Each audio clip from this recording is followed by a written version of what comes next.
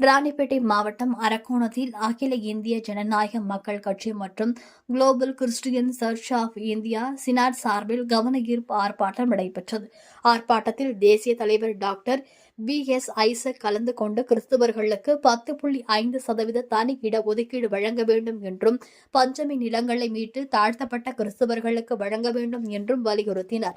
மேலும் அரசு கலை கல்லூரிகளில் ஷிப்ட் முறை வகுப்புகளை ரத்து செய்யவும், சிறுபான்மை பல்கலைக்கழக திருத்த சட்டத்தை வாபஸ் பெறக்கூடாது எனவும் அவர் தெரிவித்தார்.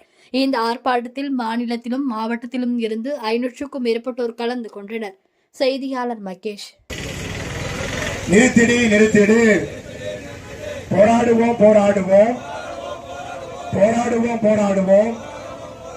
கிறிஸ்தவர்களுக்கு உரிமை கிடைக்கும் வரை போராடுவோம்.